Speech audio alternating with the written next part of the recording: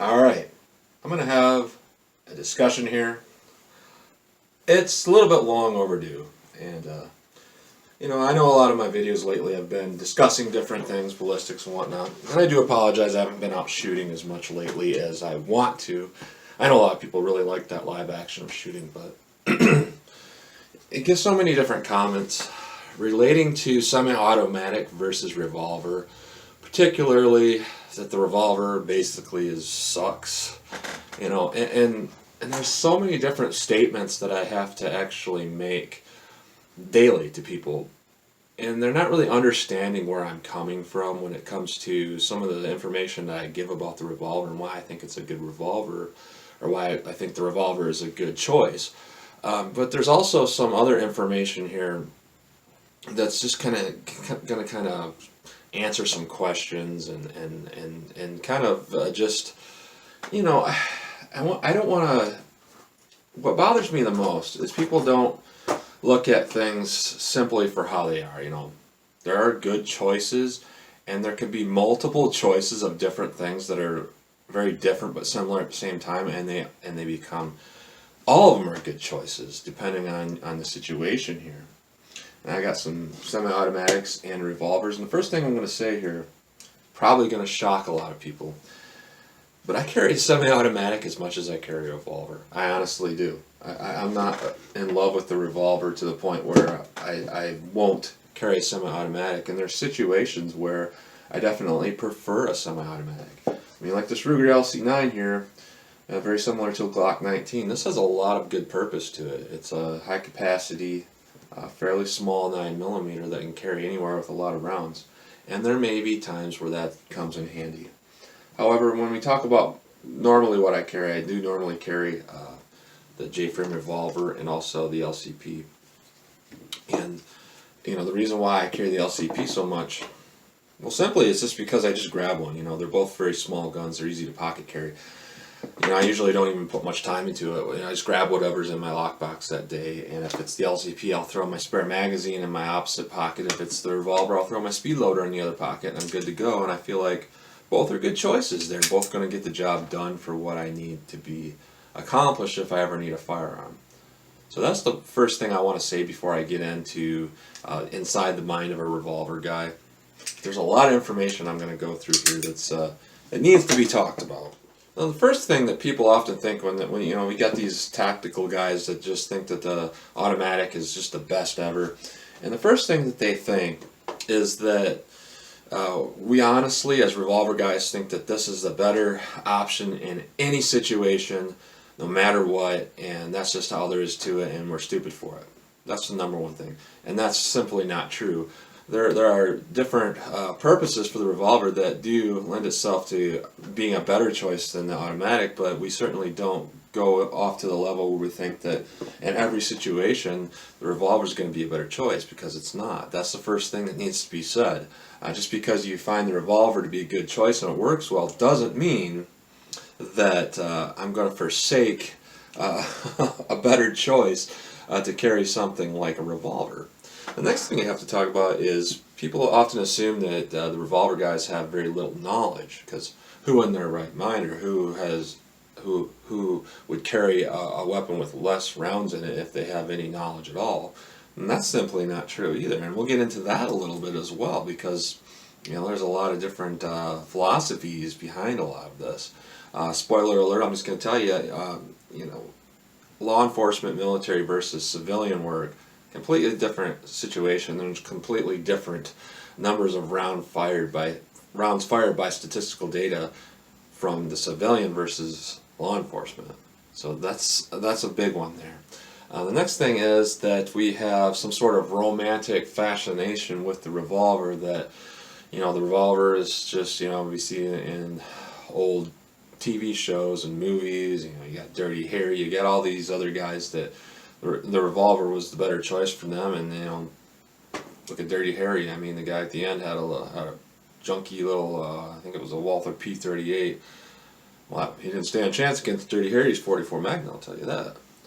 But that's not it either, despite the fact that we do have an appreciation for them. Another thing is that we are not well trained in any way. We're just beginners. So because we're just beginners, we have very little knowledge base, and we can't shoot well, we'll choose the revolver. And that's not true at all. And the last thing here is that we are misinformed about the information. That we're out of our minds again. That we don't know. We think that we can shoot 20 rounds through this and reload it and shoot another 20 faster than we can shoot the automatic, and that's simply not true either. We are very well informed people. Now, I'm going to give a little bit of a backstory on why I started liking the revolvers the way that I did. Quite frankly, it goes back about 15 years. I've been shooting for 25 years, closer to 30 years actually. A lot of rounds downrange. And only about 15 years ago did I start getting into handguns. And I had a friend, and he had all semi-automatic pistols. He had Berettas and Smith & Wessons and some other pistols. And we went out shooting, and this was 15 years ago. This is before we got into much polymer guns outside of Glock. Beretta was still big. And the thing I noticed was that on a semi-automatic, you don't really have a barrel that you can see. It's just a big block. So it's like, it was just difficult for me, coming from a person that shot mostly rifles, to be able to aim down a big block.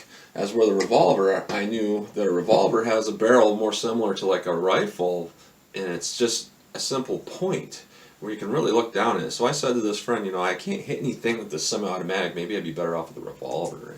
I don't remember the whole conversation behind that, but I remember it was kind of he kind of scoffed at that. But fast forward a few years later to about 10 years ago when I started getting into shooting.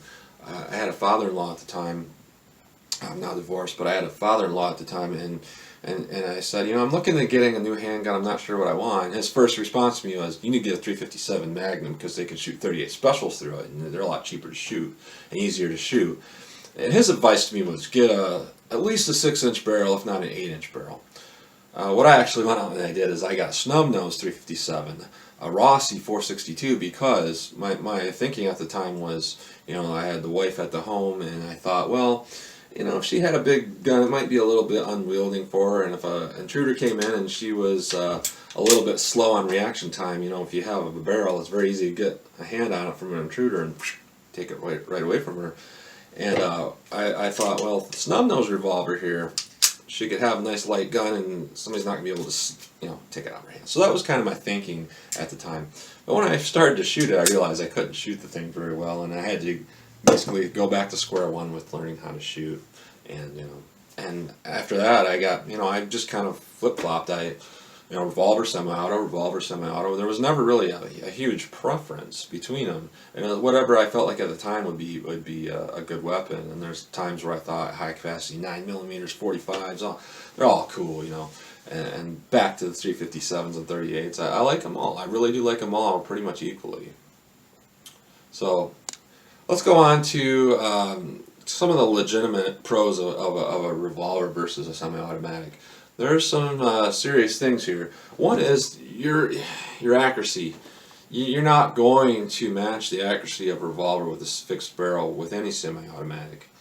I would say even a fixed barrel like a Beretta automatic, you're just not going to get it. And the other thing is reliability. People will talk about all day about how reliable Glocks are and whatnot. They got the generous chambers. They feed real well. But get back to the heart of the issue. Revolvers are more reliable. That's just how it is, and there's not really anything we can do to change that. They're just more reliable. And one of the biggest issues here is that when you take a revolver and you shrink it down to something smaller, micro size, you retain all of that reliability. You retain all of that accuracy because of the fixed barrel. When you take like a gun like this, and this is basically the smaller version of this gun, yeah, you lose a lot of everything when you shrink a semi-automatic down. So that's another thing here. Now, one thing we have to address, is that when I get in discussions with people, this is by far the biggest thing I hear. Why would you choose a revolver? The military and the law enforcement use semi-automatics. This is better, so duh. There's a lot to think about here. I'm going to first start off and say military. I'm going to push that out of the way because military, the main purpose of, I believe the main purpose of the military switching to semi-automatics years ago was durability. You know, you can't drop a revolver and gunk it up with sand and whatnot and dirt and have it function in the rigors of war. It just won't. You got semi-automatics and you know you clear them out. You clear off the gunk, they fall and they're fine. And by the way, soldiers, it's more of a rarity that they're going to use their sidearm. But when we look at law enforcement, yes, that's very legitimate. Almost every law enforcement shooting uses the handgun. So when we talk about law enforcement, that's a big deal there versus the regular concealed carrier. Because when you look at what law enforcement faces, they face people that don't want to get arrested. They face people that just murdered somebody they're suicidal themselves. They could just as well shoot themselves as well as come at you and want you to kill them if they're suicidal, and they'll take you down with them. That's a big thing there. People will fight to the death, and if you're a law enforcement officer, you need have several extra rounds.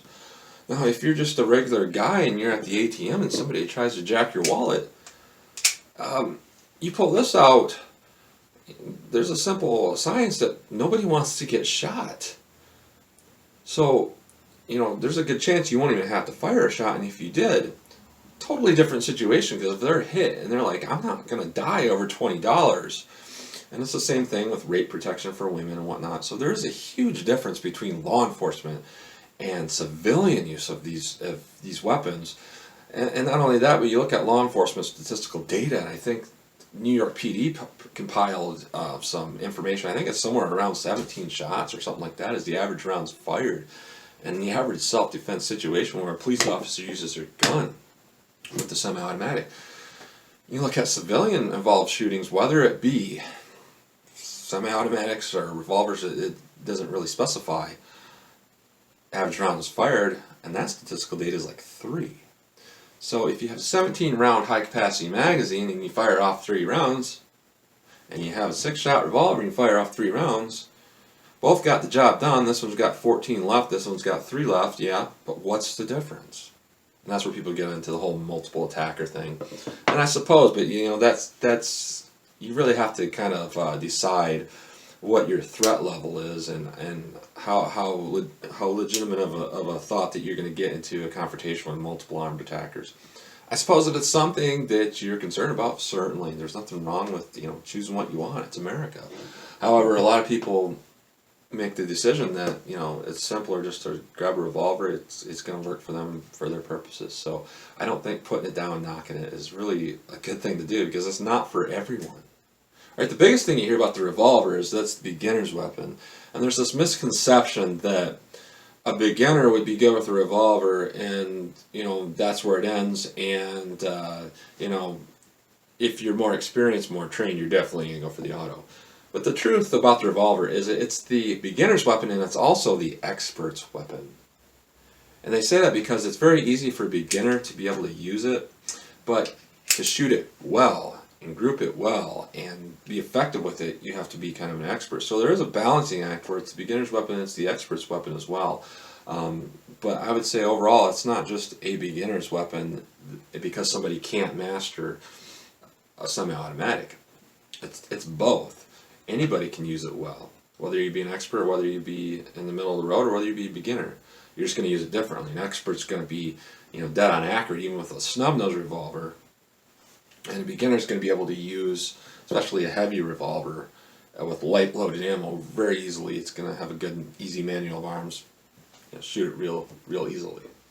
But there's really nothing wrong with a simpler manual of arms, because if anybody knows anything about Murphy's Law, if something's going to go wrong, it's going to go wrong when you least want it to happen. And whether you're a beginner or an expert isn't going to make a difference. The revolver is going to be a little bit more reliable. So if your average shots fired are 3, and this is 100% reliability with those 3 shots, and you hear all the time, especially with law enforcement, that don't exercise their springs or replace their springs, they leave their gun +1 filled to the top for years. I've heard of this happening multiple times. Cop needs to shoot somebody, boom, one shot, shot two, nope. So that's something to take into consideration. Now, a very important thing I want to talk about now is addressing the false ballistics claims of people. And a lot of this comes from the 9mm fanboys, and there's just this huge thing about 9mm, 9mm.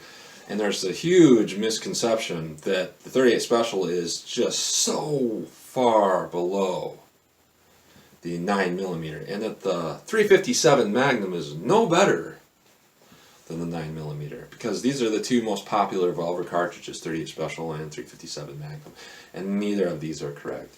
When you basically look at 38 Special, most of your common defensive ammo nowadays is plus P, 9mm, most of it's standard pressure, but when you look at 9mm 38 Special, generally speaking, what you have is you have about the same amount of gunpowder in both of them. The difference is there's more case capacity in the 38 Special, therefore there's less pressure, therefore you're not going to burn up that powder in as short of a space as you are in a 9mm.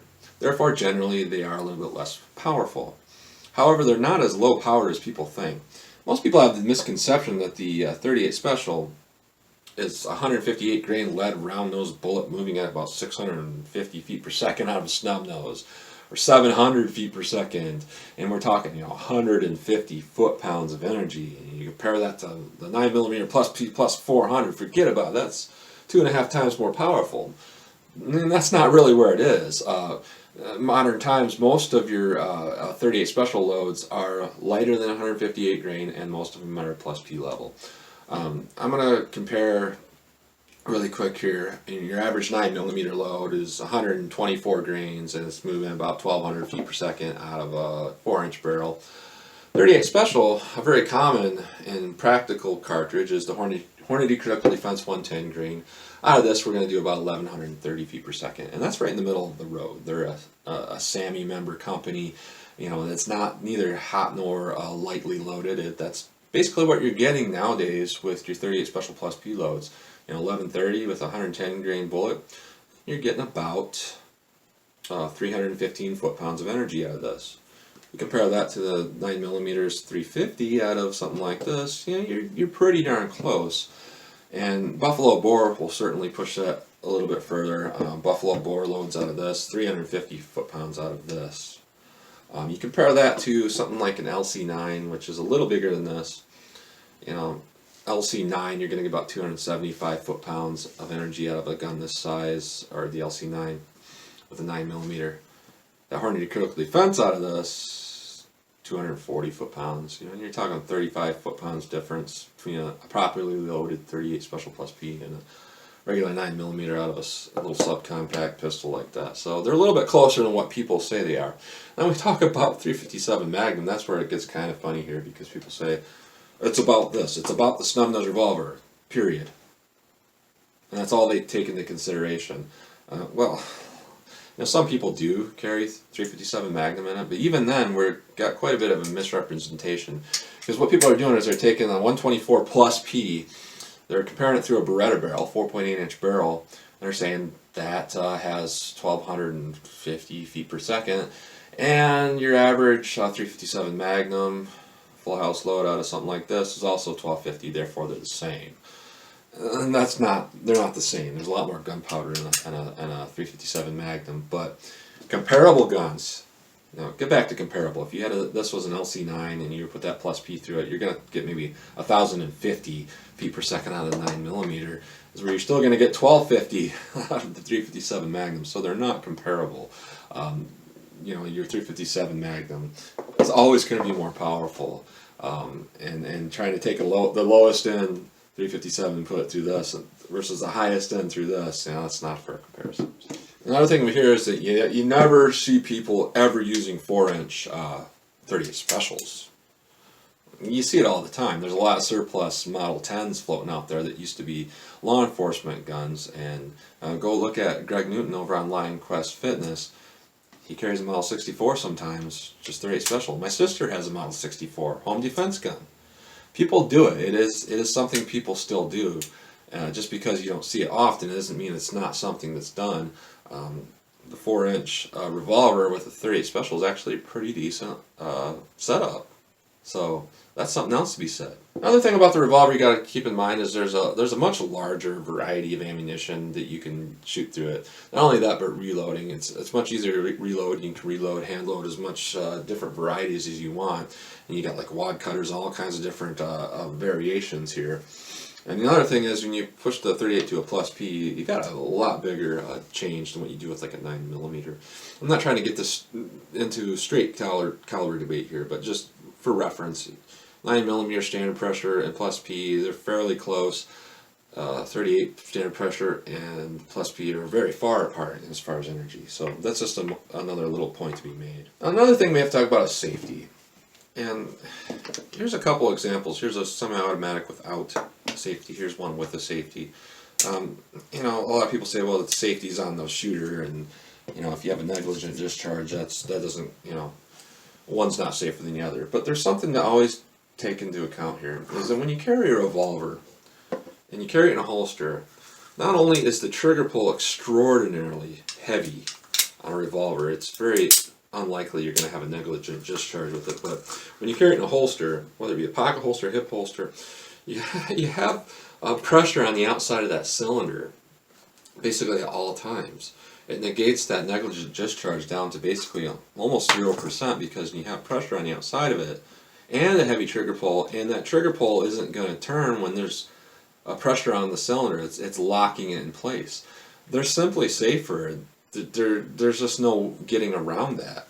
And you could say, well, the manual safety is safer or whatnot. Yeah, well, they can get flipped off, and you know, you get something like even this LCP, which has kind of a heavy trigger pull. It's a lot lighter than a revolver, so you still got that safety issue with semi-automatics, no matter how you negate it. And yeah, there's a lot of different ways to go around that, but you just take the average gun, you throw it in your pocket or throw it in a standard holster, yeah, you're going to be a little bit safer with that revolver.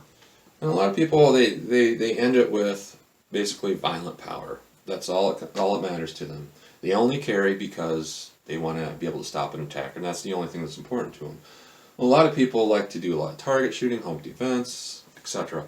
There's a lot more to just handguns than just personal defense. There's a lot of things to take into consideration. I think taking a well-respected platform and saying it's not good overall because it's less effective in self-defense, I think that's kind of a bad thing to do. I think the revolver has its places, but in the target shooting community, it's definitely a very nice thing to have. Even if you don't like to carry one for defense, they're always going to be fun to shoot around with, and they're just very accurate. And for hunting and bear defense and stuff like that, there's definitely some advantages about the revolver's reliability and magnum power. Now, in conclusion, what I want to say is a lot of people think that you know, the semi-automatic's better no matter what. My opinion is any person that's trained to use any handgun well is going to be more effective than the person that's not trained well. So in a world of shoddy ammunition and shoddy manufacturing processes nowadays, you know, do you want to have that high capacity pistols with compressed springs that may not function, or do you want to have 6 for sure, all the way up to 8 for sure? And that's something we can always be sure of with the revolver. Now there's some lower quality ones, and there's some issues here and there with certain brands, and you know, not everything's perfect. However, there's a little bit less that can go wrong with a revolver, and considering you only need 3 shots if you're the average citizen, I see nothing wrong with the revolver, and I think it's just as good of a choice for the average person. Law enforcement, I've said this a million times, no, I don't think this is a better choice. I think the semi-automatic's a better choice. Or any other person that might have a situation where you might need a lot of rounds, security of some sort, military certainly. But your average Joe down the street, I think the revolver is a better choice, in my opinion. So I thought I would run down some of this information, address some of these comments and issues here, and tell me what you like. If you made it to this far in the video, you probably didn't have much else to do. So I do thank you anyway, and as always, thanks for watching.